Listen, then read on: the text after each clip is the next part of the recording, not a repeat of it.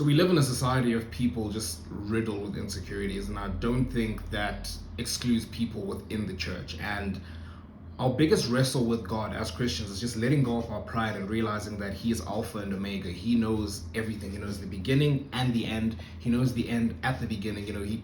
Because He is eternal, He's outside the bounds of space and time. So like He can see everything, and us just trusting that He knows better than we do.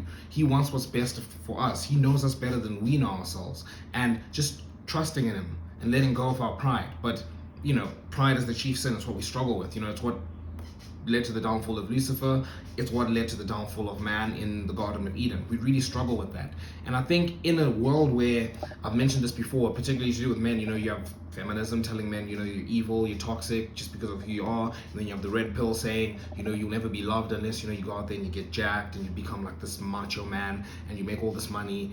And we just struggle with just understanding, that God is enough. And we struggle with feeling like we're enough. And I think there's so many like cases in the Bible that pertain to this, like understanding that God is enough. And you can pick so many. But in this video, I'm going to talk about three main topics. The first one is going to be the Abraham and Isaac story, and then Jesus showing up to Simon and Andrew when they were fishing, and then what Job and Solomon how they came to the conclusion that God is enough.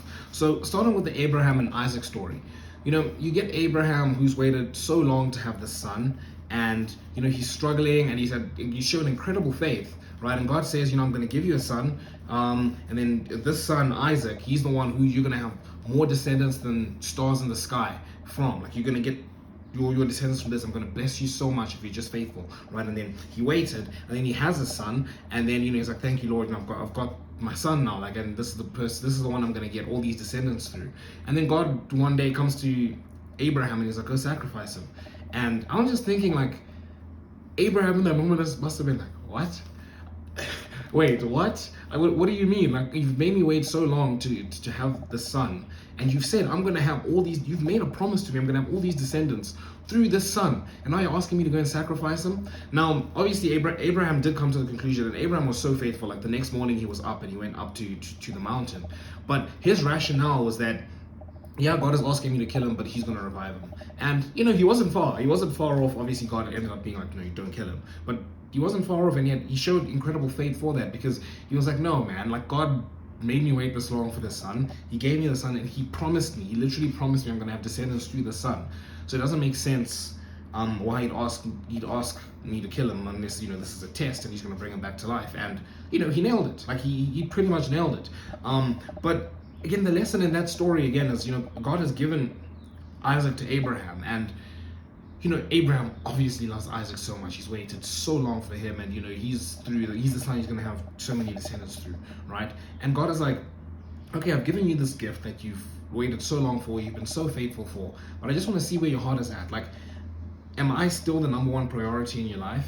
And I think that's such a real lesson for all of us, something I know I definitely struggle with, and a lot of us do struggle with that, where God will give us things, and we put those things above God, even before God gives us those things, and something we really want, like something we're always longing for. I know something like relationships is something a lot of us long for, and it's like, are we putting those above God? I've seen TikToks where people are like, the issue around Christianity is that we're people who are more focused on God-centered relationships than God, and it's like, yeah, and ultimately it's a good desire to have. Like a God-centered relationship is a good desire to have.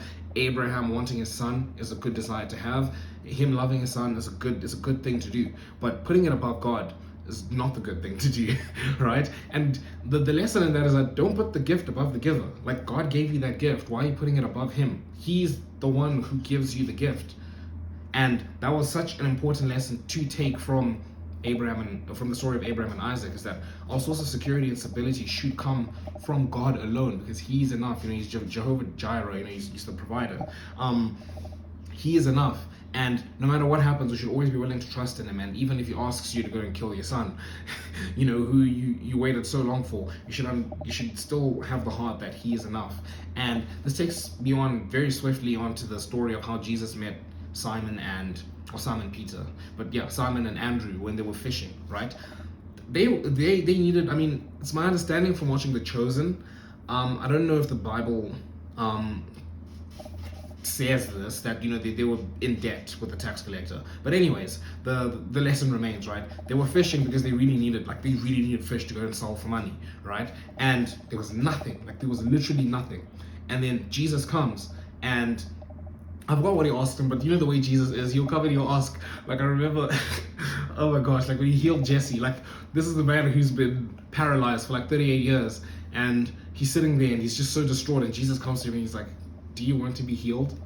And also I think Jesse must be like, no, it wasn't Jesse, he was son of Jesse, I think. But Jesse was like, what do you mean? Of course, right? And I think Jesus asked Simon and Andrew something similar. And then he's like, go cast your net in the water. And they're like, look man, we've had a long day, like we've tried this and it's not the right time, this isn't the best time to fish, the tide isn't right, like all these human explanations. And Jesus is like, go cast your net in the water. And then they went and they did it, and then all of a sudden there's more fish than their net can handle, and the boat is like sinking, and it's this amazing miracle, and Jesus is like, follow me, right? And they followed him, like they weren't even like worried about the fish anymore. And that was just, it was, I don't know who pointed it out to me, but it was so profound, because it was like instantly, like Jesus performed that miracle and instantly they were like, I want to follow you. A lot of us, and I would say I would probably struggle with the similar things, that God has given me this thing, I'm like, that's pretty cool, thanks, do it again. Right? Like give me more, like what more stuff can you give me, what more can you give me, I want stuff from you. And Simon and Andrew were like, no, lost the fish, like I want you, Jesus. Like they didn't confuse the gift for the giver. They saw that this man is like, he's God, like he's something more than the fish, and he's much more than what he can give me. Like he himself is enough. And I loved that. I loved the faith they showed in that. And I want to round off this topic by speaking about Job and Solomon in Ecclesiastes.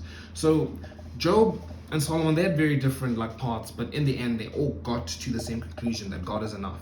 So Job, obviously, again, faithful servant, God blessed him so much, and then Satan is like, no, he only loves you because you blessed him so much. And then God is like, go for it, take away everything he has. And then he does, and Job suffered, like Job really suffered.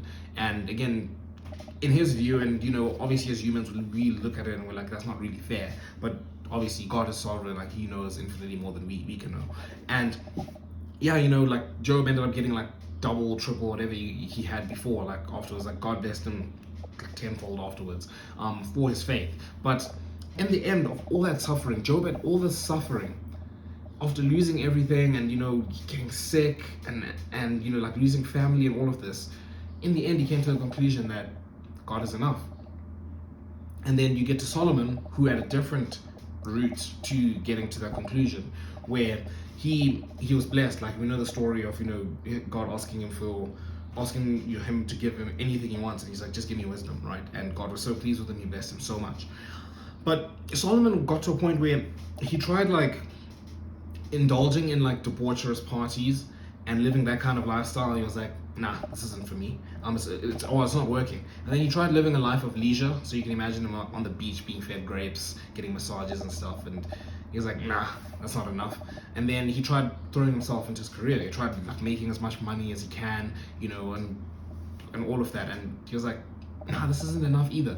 And in the end, right, so in Ecclesiastes, it's a very depressing book, but he's talking about how everything is meaningless. And in the end, he comes to the conclusion that God is enough. And I just love like those two particular stories where Job has gone through suffering and his conclusion is God is enough. Solomon has been given everything and he's tried to indulge in everything, right? He's tried drinking the water that makes you thirsty again, as Jesus said.